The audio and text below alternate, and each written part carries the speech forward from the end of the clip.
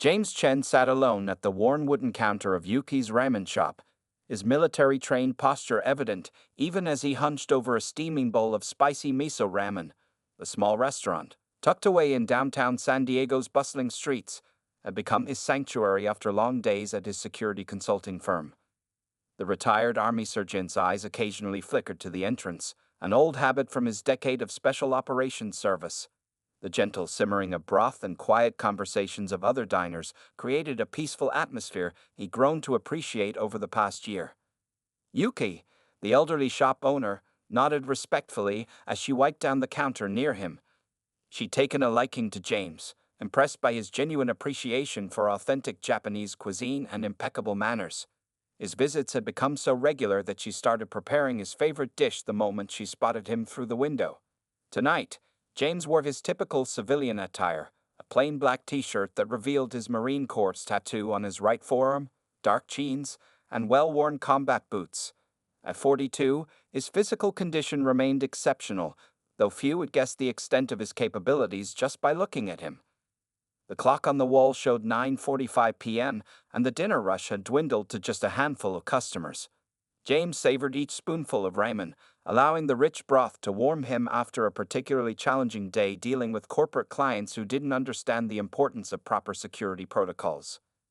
Through the shop's front window, the neon signs from neighboring businesses cast colorful shadows across the wooden tables.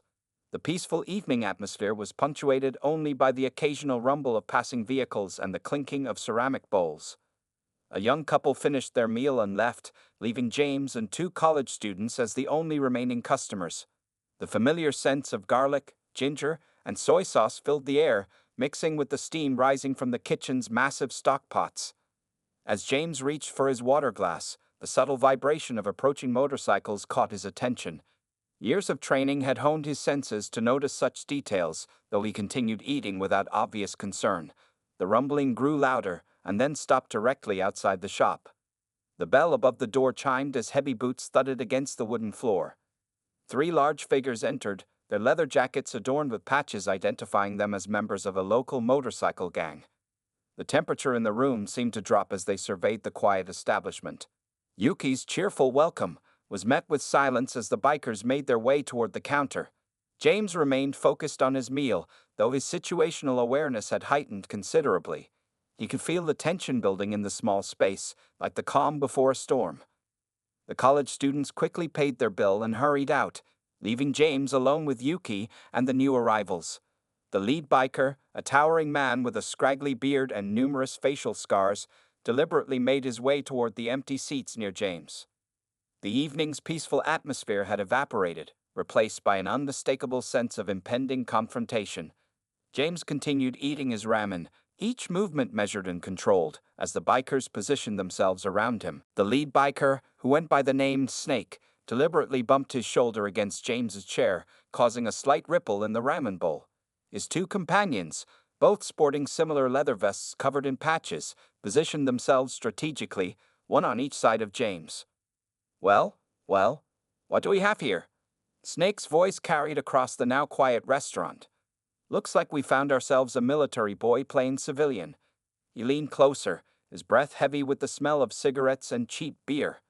Yuki watched nervously from behind the counter, her hands gripping a kitchen towel. She'd seen troublemakers before, but these men carried an air of genuine menace. The elderly woman reached slowly for her phone, ready to call the authorities if needed. "Nice tattoo there, soldier boy," the biker on James's left sneered, pointing at the Marine Corps emblem on his forearm. "Bet you think you're real tough with that fancy ink." His leather vest identified him as Razor, and fresh scars on his knuckles suggested recent violence. The third biker, shorter but more muscular than his companions, circled around to block the path to the exit. His vest patch read Demon, and his eyes carried the wild look of someone who enjoyed causing trouble. James continued eating his ramen, each movement deliberate and controlled. His silence seemed to irritate the bikers even more, as if his lack of response was a personal insult.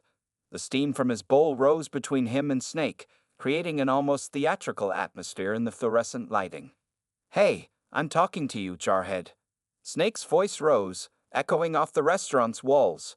He reached for James's shoulder, his fingers inches from making contact.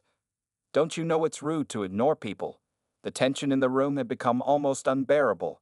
Yuki had stopped pretending to clean and now stood frozen, watching the scene unfold. The only sounds were the gentle bubbling of broth from the kitchen and the creaking of leather as the bikers shifted their positions. Maybe all that military training made him deaf, Razor laughed, the sound harsh and artificial. He moved closer, his boots scraping against the floor tiles. Or maybe he's just scared. James set his chopsticks down with precision, aligning them perfectly parallel to his bowl. His movements were smooth and unhurried, carrying the calm confidence of someone who had faced far worse situations. The air conditioning hummed overhead as Snake's patience visibly wore thin. His face reddened, and a vein pulsed in his temple. The other two bikers exchanged knowing looks, their hands flexing in anticipation of what they assumed would be an easy fight. What they failed to notice was the supple shift in James's posture, the way his feet found solid purchase on the floor, how his shoulders relaxed in preparation, and the calculated measurements his eyes made of distances and angles. Years of combat experience had taught him to prepare without telegraphing his intentions. The situation had reached its tipping point.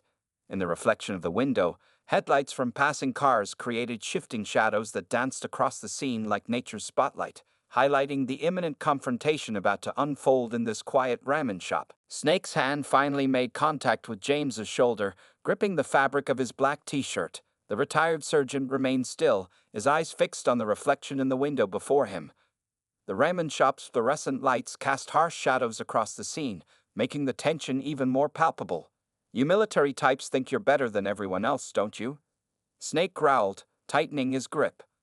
Walking around with your perfect posture and fancy tattoos, looking down on regular folks like us. Yuki had retreated to the far end of the counter, her phone now in hand but hidden from view. She'd served enough veterans to recognize that James wasn't displaying fear, he was calculating. The elderly woman had seen that same controlled stillness in other military customers, and it always preceded swift action. Razor moved closer, pulling out a small switchblade and letting it click open. The sound echoed in the quiet shop, mixing with the gentle bubbling of broth from the kitchen. Maybe we should add some new designs to that Marine Corps tattoo, he sneered, waving the blade carelessly. Demon, still blocking the exit, chuckled darkly. Bet he ain't so tough without his whole unit backing him up. Just another one-up hero trying to look impressive in civilian clothes. James finally spoke, his voice calm and measured. You have exactly 5 seconds to remove your hand and leave this establishment. His words carried no hint of threat or emotion, just a simple statement of fact. The bikers erupted in mocking laughter, but something in James's tone made Yuki shiver. She'd heard that same tone once before, when a former soldier had warned off a drunk customer. That situation had ended with broken furniture and an ambulance call. Or what? Soldier boy. Snake leaned in closer, his scraggly beard almost touching James's ear. You gonna call in an airstrike? Maybe radio for backup. His companions joined in the laughter, the sound harsh and hollow in the confined space. James glanced at his watch, then at Yuki. His eyes conveyed a silent apology for what was about to happen in her shop. The elderly woman gave an almost imperceptible nod. She understood. 4 seconds, James counted, still perfectly still. The steam from his ramen bowl created an ethereal barrier between him and his antagonists. 3. Snake's grip tightened further, twisting the fabric of James's shirt. Razor moved the switchblade closer, its edge catching the light. Demon cracked his knuckles, preparing for what he assumed would be an easy fight. 2. James continued, his voice unchanged. His hands remained relaxed on the counter, but his feet had shifted slightly, finding optimal positioning on the floor. Listen to this guy, Snake announced to his companions. Thinks he's in some kind of action movie. The biker's confidence grew with each passing moment, misinterpreting James's calm demeanor as fear. 1. James finished, just as Snake raised his free hand to strike. The next few seconds would demonstrate why combat veterans, especially those with special operations training, were dangerous opponents, even when outnumbered. In one fluid motion, James stood from his chair. Snake's grip on the shirt loosened slightly as the retired surgeon's movement caught him off guard. The fluorescent lights highlighted the sudden shift in James's demeanor, from seemingly passive victim to something far more dangerous.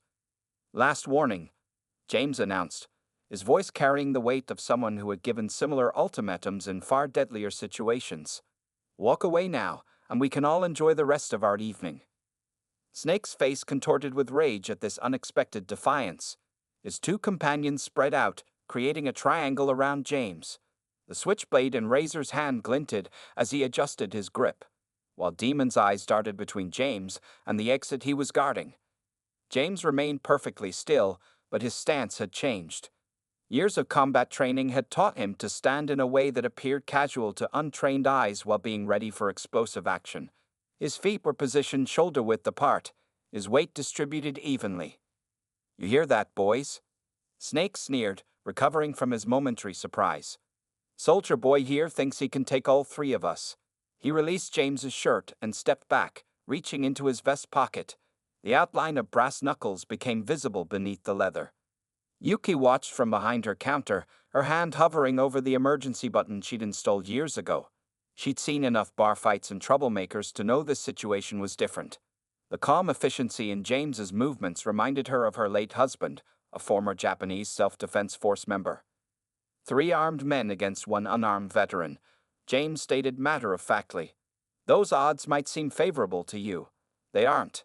His eyes scanned each opponent methodically, noting their positions, weapons, and likely attack patterns.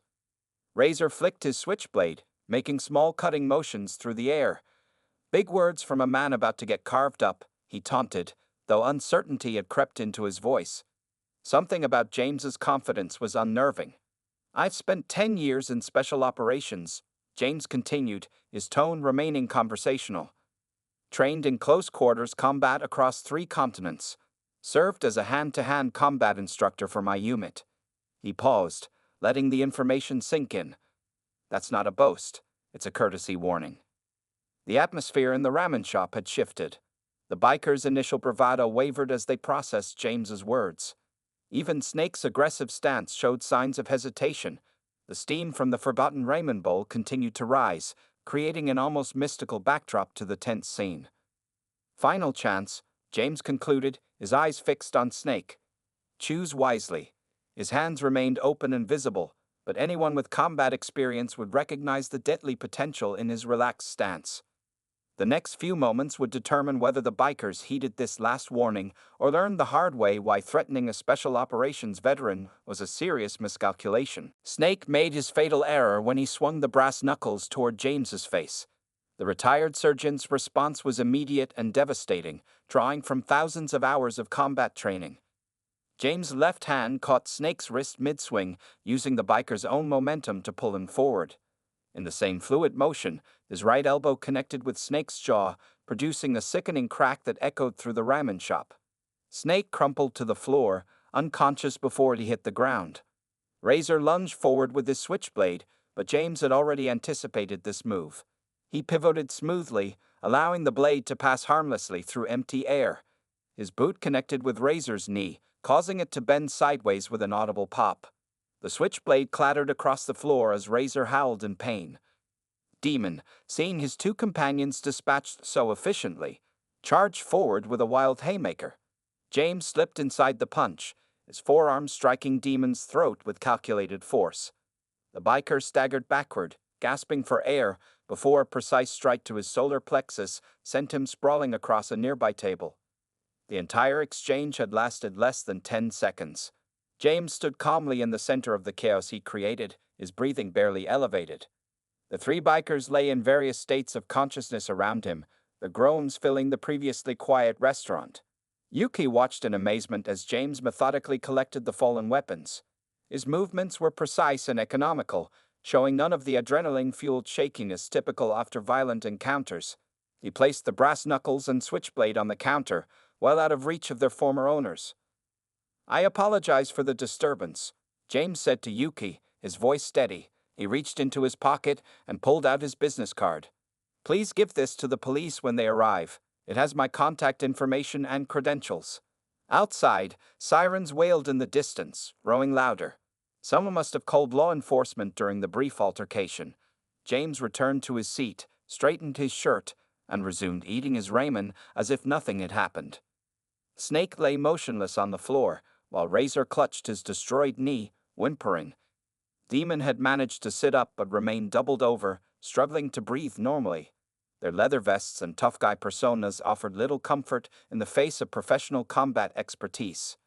The neon lights from outside continued to cast their colorful glow through the windows, illuminating the aftermath of a confrontation that had ended exactly as James had warned it would. His half-finished bowl of ramen still steamed, a peaceful contrast to the violence that had just unfolded. 3 police cruisers arrived at Yuki's ramen shop, their red and blue lights painting the interior in alternating colors. Officers entered with hands on their holsters, having received reports of an altercation involving armed suspects. They found an unexpectedly controlled scene. James calmly finishing his ramen, 3 incapacitated bikers scattered across the floor, and Yuki already pulling up the security camera footage on her tablet. "Officers," James greeted them, wiping his mouth with a napkin. He presented his military ID and civilian security consultant credentials. "Everything has been recorded on the establishment's cameras. The weapons are there on the counter, untouched since I disarmed them." The lead officer, Sergeant Martinez, watched the security footage with growing interest. The video clearly showed the biker's aggression and James' multiple attempts to de-escalate before defending himself. His precise, controlled response impressed the veteran police officer. "Textbook self-defense," Martinez commented, noting how James had used minimal necessary force. "Your former military, I take it." He gestured to the Marine Corps tattoo while his partners handcuffed the still groaning bikers. Paramedics arrived to assess the injured men. Snake regained consciousness, his jaw clearly displaced. Razor's knee would require surgery, and Demon's breathing had stabilized but remained labored. None of them made eye contact with James as they were escorted out. "These 3 are known troublemakers," Martinez informed James while completing his report. "Been terrorizing local businesses for months. Looks like they finally picked the wrong target." He closed his notebook with a satisfied snap. The security footage continued playing on Yuki's tablet, showing James' efficient takedowns from multiple angles. Several officers gathered to watch, some wincing at the precision strikes, others nodding appreciatively at the technical skill displayed. "No charges will be filed against you, sir," Martinez confirmed. "Clear case of self-defense, and the footage supports your statement completely. Though I'd appreciate if you could come by the station tomorrow to sign some paperwork." James nodded, reaching for his wallet to pay for his meal.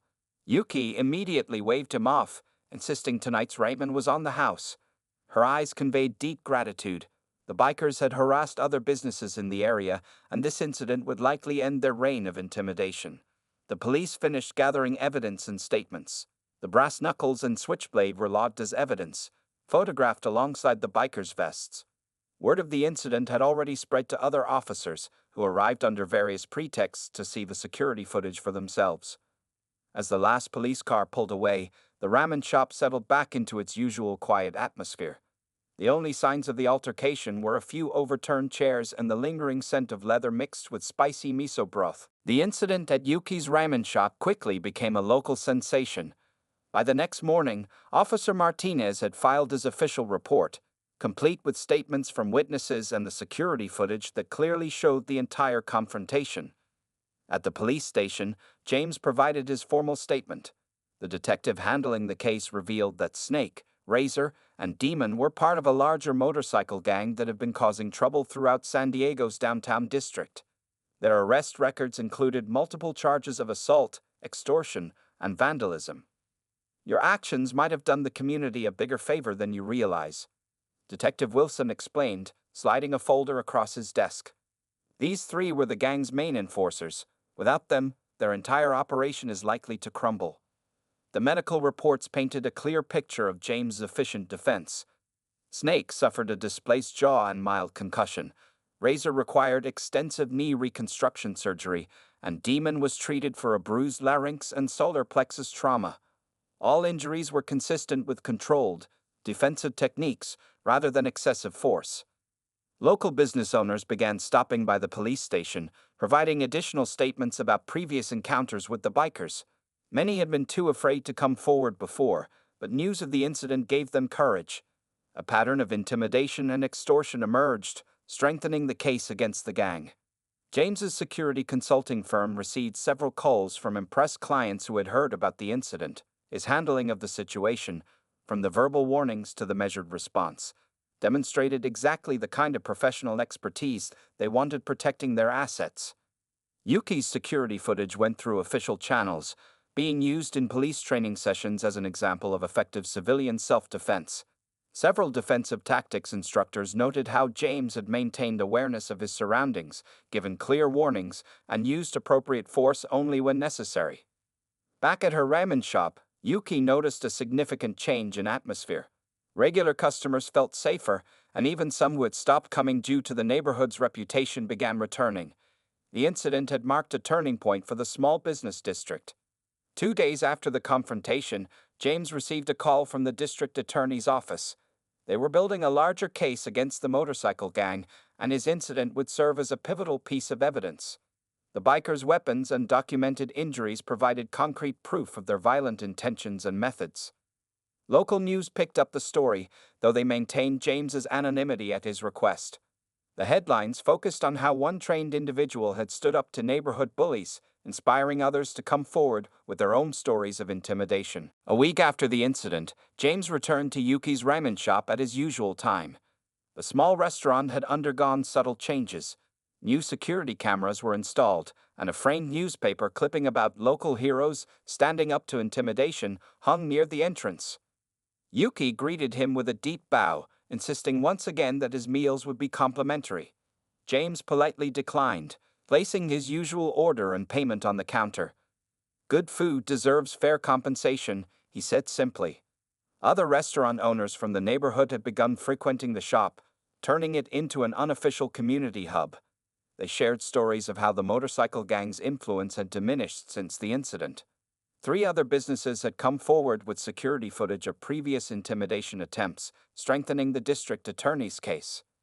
The local police precinct had incorporated the security footage into their community safety presentations, using it to demonstrate how proper training and controlled responses could effectively counter neighborhood threats. Officer Martinez occasionally stopped by, updating James on the ongoing investigation into the larger gang operations. James's quiet example had sparked a change in the community's attitude. Instead of accepting intimidation as a fact of life, business owners installed security systems and formed a neighborhood watch program. The district had transformed from an easy target to a united front against criminal activity. The 3 bikers faced multiple charges, with their hospital photos and Yuki's security footage serving as powerful evidence.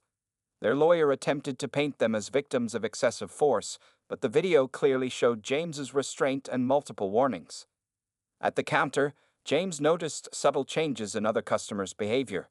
People sat straighter, more aware of their surroundings, yet more relaxed. The incident had taught them that sometimes the quietest person in the room can be the most capable of handling trouble. Yuki had framed James's business card behind the counter, though he'd asked her not to display it prominently. "It reminds others," she explained, "that appearances can be deceiving, and respect is earned through actions, not intimidation." His regular spot at the counter had become something of a silent testament to that lesson, marking the place where 3 bullies learned the hard way about judging books by their covers.